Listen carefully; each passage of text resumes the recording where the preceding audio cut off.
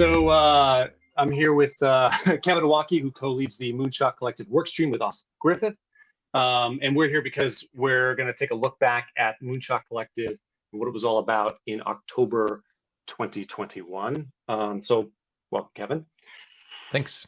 And so I thought we would start with maybe you could talk a little bit about the purpose of Moonshot Collective in general, and then long-term visions that you have for the workstream. Sure. Moonshot Collective is the rapid prototyping workstream of the Gitcoin DAO. Basically, the idea is to gather the top builders in the space, give them some tokens, and to see what we can build at the bleeding edge of Web3. So we're taking various ideas from 0 to 1, just prototyping into market validation, and then eventually maybe decentralizing them into their own DAOs once they reach maturity. So it's just a way for us to try to create innovative experiments in funding public goods and in pushing the space forward via Gitcoin DAO. Cool. Well, with that in mind, how do you think it went in October 2021? Do you have any general thoughts over the progress of the developers in the collective? Yeah. So the workstream is about 4 months old, and it's really incredible to see the developers coming together and starting to really gel on building some really useful small tools, small modular but useful tools in order to our theme for season 1 was resource allocation. So basically we're building tools in the Moonshot Collective to reward Moonshot Collective builders for building tools. So there's kind of like an Ouroboros kind of thing going on there. And you're seeing that those tools are starting to reach maturity, and we're actually starting to dog food them in order to pay the developers in the collective. So it's been quite interesting. Cool. Then maybe it would make sense to talk about some of the projects that made headway. Totally, yeah. So tip.party is one of the earliest tools that we built. And basically it's a way of, if you're hosting a Zoom call or you're at a conference and you want to reward everyone who's in the audience for being engaged, you can tell them to go to tip party, enter a secret room name. And once they sign into that room name, you can then drop ERC20 tokens to them. And Austin and I actually dropped 150 tokens to participants of MCon, a most recent conference in the space. And one of the things that has happened with that is that we had to pay about 0.3 ETH in gas, which is over $1,000. And so we recently deployed Tip Party to XDAI and to Matic. So it's now available on Layer 2s, and we can send transactions for a couple cents as opposed to a couple $100. And so that was a pretty big advancement. Yeah, and I remember Austin was talking too about kind of a next unintended consequence of Tip Party as well, right? Just to have almost like a list of people who are participating in an event. Do you feel comfortable talking a little bit about that too? Yeah, so it's quite an interesting way of aggregating addresses of people who are at an event. And one of the things that we found at MCon is that Austin dropped GTC to everyone who was in the audience, and then we saw the founders of projects like MetaFactory and Opolis and DAO House wanting to drop their tokens to everyone in the audience as well. So it's like a list aggregation tool combined with crypto economics is powerful than any of the composite parts in it. Nice. What would be another good one then? Did you want to talk about Greatest LARP? Yeah, so greatestlarp.com is an experience that the Moonshot Collective launched at LizCon. And basically the idea is that you go to greatestlarp.com and you can read a comic book that we produced about ETHBot and Anon. Anon is an anonymous computer hacker whose goal is to take down Molok, the god of coordination failure. And so the comic is called Anon versus Molok, and you can read it at greatestlarp.com. And basically one of the problems that we have is that Molok is winning right now. There's a ton of coordination failures out there in the world. And so we've set up this experience at greatestlarp.com, which is basically the community can play a multi-level battle against Molok, in which when the community beats levels 2, 3, 4, basically gets through a series of NFT auctions, then they get to read the version of the comic in which Anon wins, the good guys win. So it's kind of a comic about coordination with a coordination game built on top of it, like a choose your own adventure. And that's been pretty successful. We've raised about 300K for the Gitcoin grants matching pool and had hundreds of people read the comic. So it's pretty exciting. Nice. Yeah.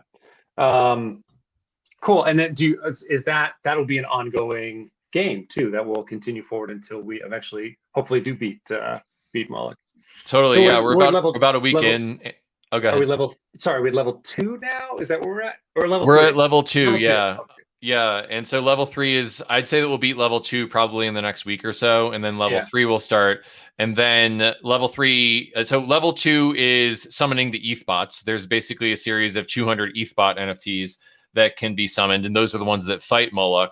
Level 3 is to fight the many Moloks. So there's 200 Molok NFTs that need to be minted in level 3. And then we have our final boss, which is a one-on-one NFT created by Colton Orr, a AAA game studio designer who has created a really amazing, beautiful NFT of Anon versus Molok. That's the final boss. And once those levels are passed, then we get to read the version of the comic where the good guys win. So it's been quite an adventure, and lots of amazing art has been produced as a side effect. And what we're starting to see in some of all of this is like the Gitcoin metaverse, is this narrative about fighting Molok, and then a series of NFTs that people have earned for being a part of that fight.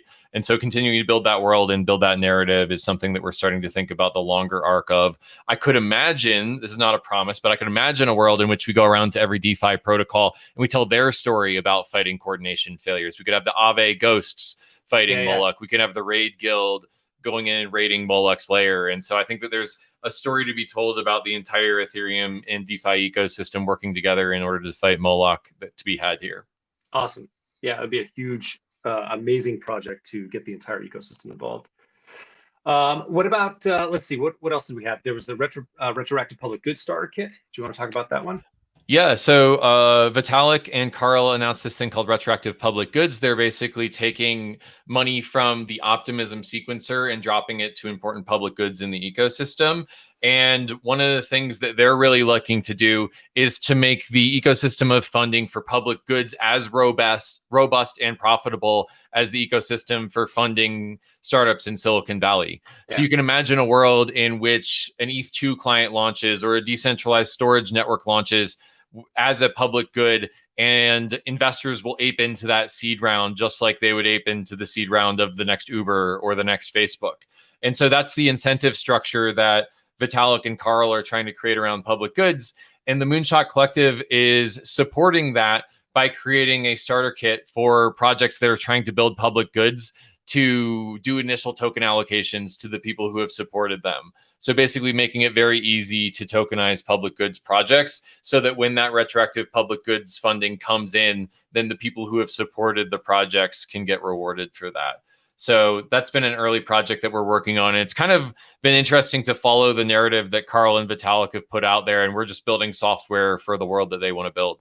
I think we were trying to come up with names for it yesterday, like payback or back pay. I thought was kind of funny. That is kind of funny, yeah. I mean, Retro Public Goods Funding Starter Kit is big. Probably a little bit of a mouthful. It's only 6 words. Retro pay is probably the easiest from that, but I liked back pay and payback. Or payback. I think payback I like a little bit better. Payback is good, yeah. It sounds a little bit like you're trying to get back at someone, but I like how catchy it is. Totally. Yeah. So and then there's maybe we can move on to what we're looking at for next month and beyond in the next season, because I know D-Recruiter's been worked on, but sure. That's kind of the main. I think that's am I correct in this? That's sort of the main focus for the next season, right? Totally. Yeah, that's one of the major projects of the next season. D-Recruiter is basically LinkedIn Recruiter, but you own your data and you earn when recruiters purchase your data, as opposed to Reid Hoffman or Microsoft earning that money. So basically the idea is that just like LinkedIn Recruiter, you upload your resume and it's a protocol that has many resumes in it. And LinkedIn is basically selling all of our data to recruiters for $99 a month. So basically the idea here is that you upload your resume into D-Recruiter, you self-sovereign own that resume. And then as recruiters purchase your contact information, you earn in exchange for them contacting you.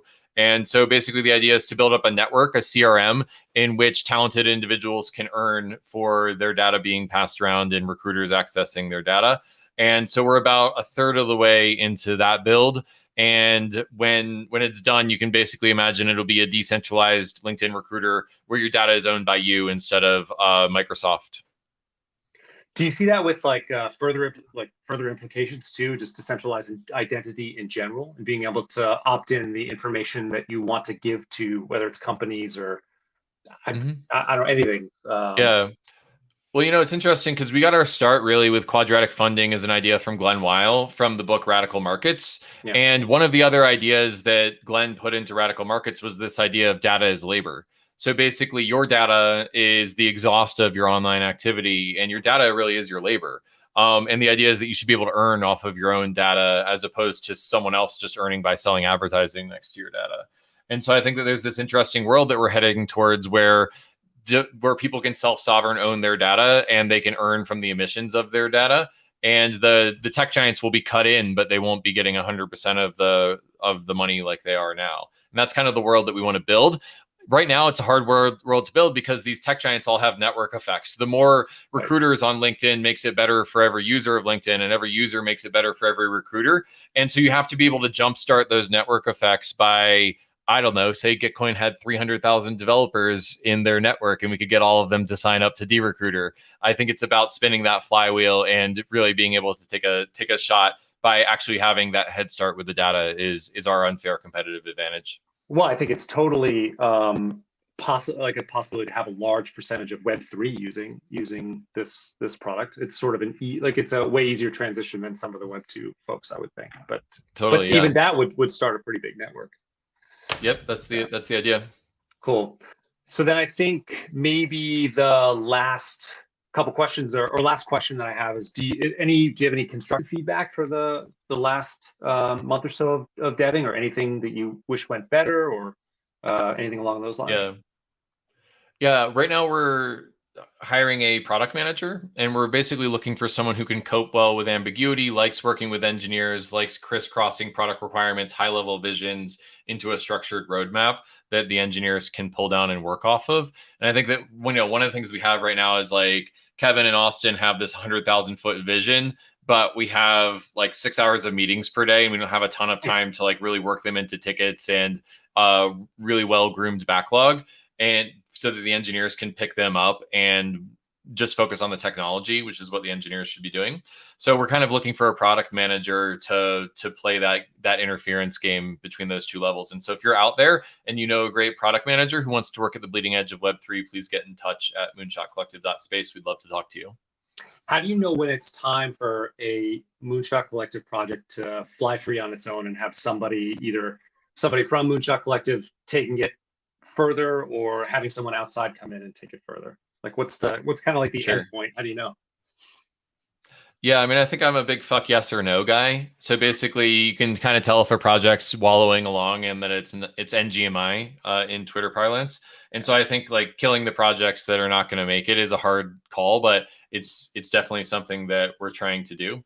And then, if a project has achieved its mission, like for example, I think that Tip Party has done a really amazing job of it's a small tool that does one thing and does it well. And I don't see us doing a ton more. The Tip Party's kind of graduated. And so it's about discovering when those projects have reached their product market fit and then letting them go off into become their own DAOs, or just evangelizing them so that people know how they can use them in their own workspaces. So it's really a judgment call with each project, but it starts with articulating the hypothesis of what that project is meant to do, and then really asking the hard questions about whether it's on track. And if you're lucky, it'll reach that goal eventually. Nice, cool. Any last thoughts before we wrap it up?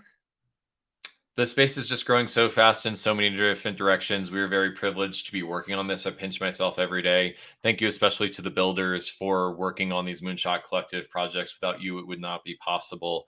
And I'm just so heartened that all these people care enough about Gitcoin's mission and Gitcoin DAO to show up and work for the open internet every day. So thank you to everyone. Cool. Thanks, Kevin. We'll catch you next month and do the same thing again. Bye-bye.